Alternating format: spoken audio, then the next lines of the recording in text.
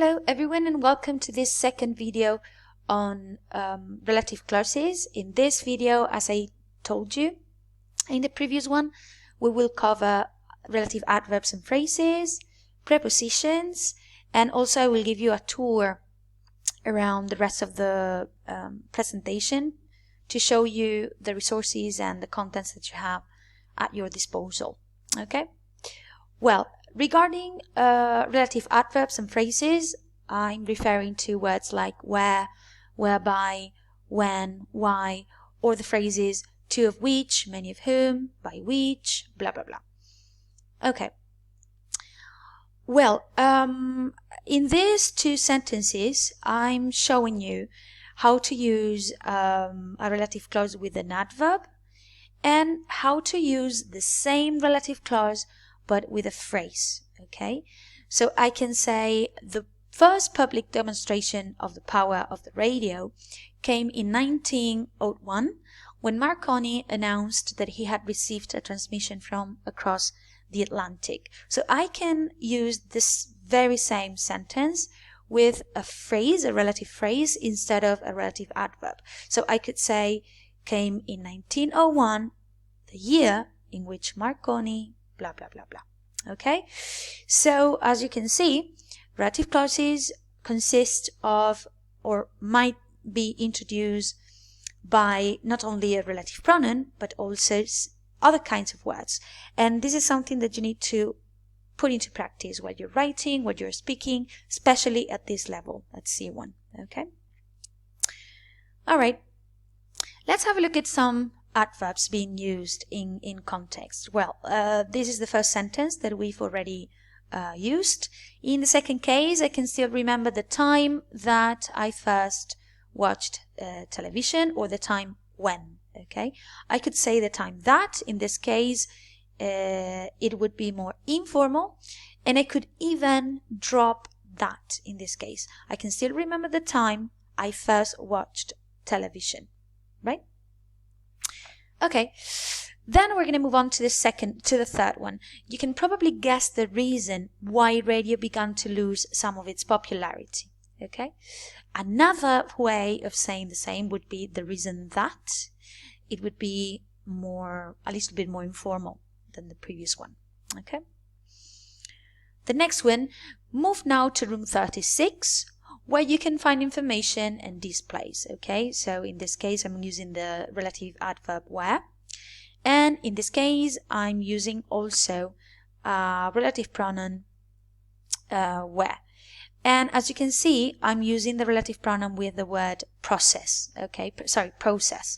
There are many words in which you know are followed by the relative adverb where, not only process but situation, things like that, analysis, etc.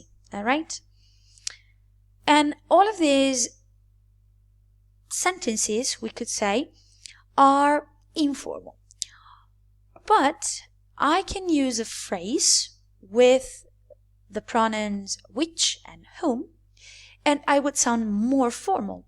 So the register would be a more formal register. Okay, so instead of saying when in this sentence, I could say during which time.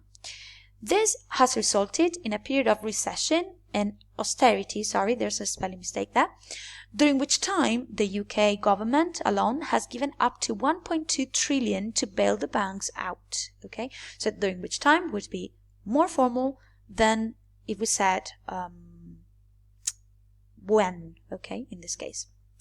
Now, this is the previous sentence that we read in the previous slide.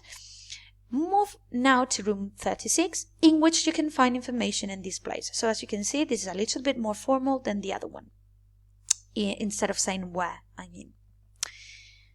Technology is the process whereby or by which. So, por el cual can be expressed in two different ways. In English, we could say whereby humans modified nature to meet their needs and wants, or instead of whereby, we could say by which. Okay, but in this case this would be a prepositional phrase. Okay, They spent some of those trillions on people in debt, many of whom have ended up being evicted from their houses instead. Okay? Many of whom would be a prepositional phrase, all right? And it sounds, again, quite formal. And finally, the purpose of which is to analyze, very large, blah, blah, blah. And here, down below, you have some other phrases that I could use in relative clauses: a situation where, a reason why, a period in which or during which, another prepositional phrase, the extent to which a process whereby, the extent to which a process or a process whereby, all right? In cases where, blah, blah, blah. All right, so you have some more examples. Okay, and now we're going to move on to prepositions. How do we use prepositions in relative clauses? Well, prepositions can be placed in two different places in the sentence. It can be placed before the relative pronoun or later in the sentence. Okay, so depending on where we place the pronoun, we can also sound more informal or more formal. So let's have a look at these first three examples. The bank I work for, in this case I have even dropped the relative pronoun, the bank I work for, and I've placed the preposition at the end. In this case, the same thing goes. The place that we stayed in, all right, or the people they lent money to. So I'm dropping the relative pronoun and I'm placing the preposition at the end. In this case, I'm sounding more informal, okay? Let's move on to the second case. If I place the preposition before the relative pronoun, I sound more formal. For example, the bank for which I work. Okay, instead of saying the bank I work for, I say the bank for which I work.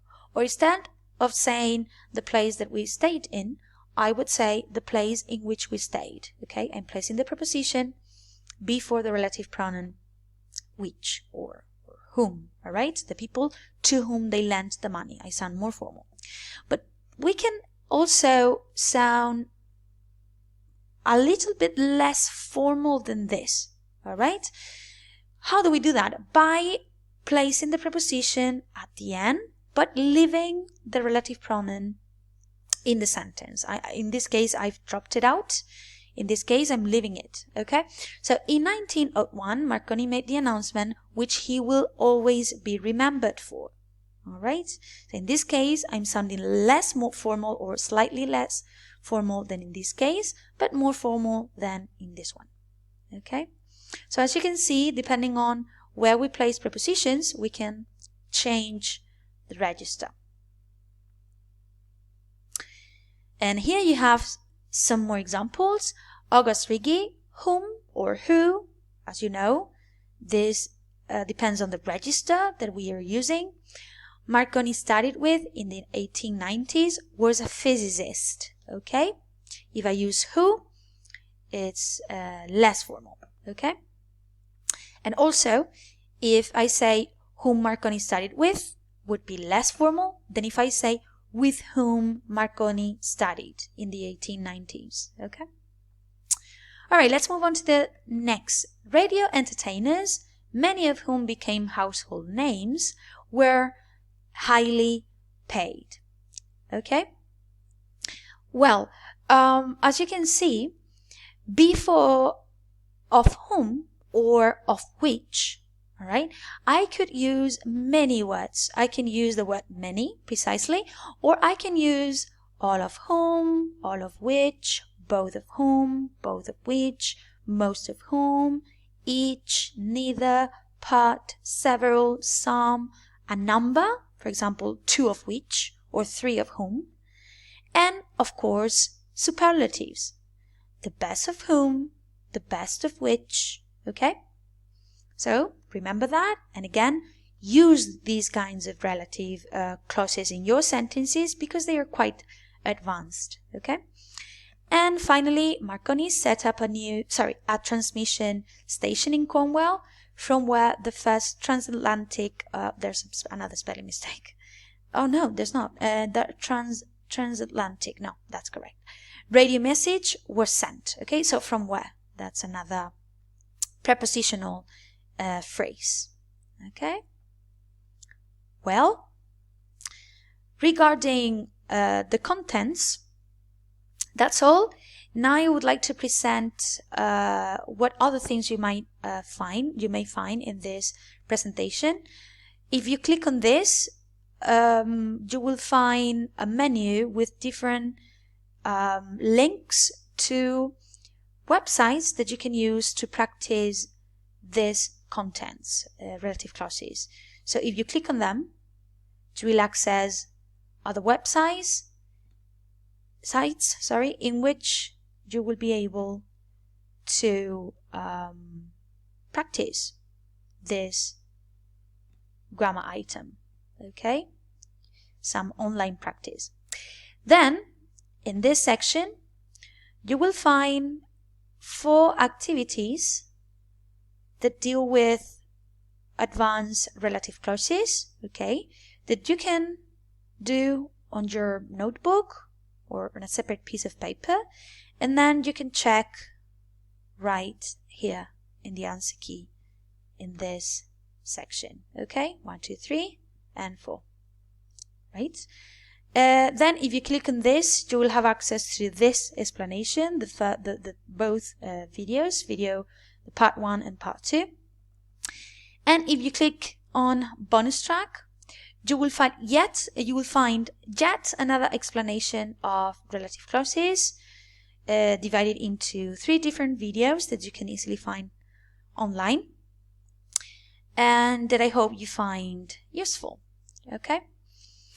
Well, that's all for me. Congratulations for making it to the end of the presentation.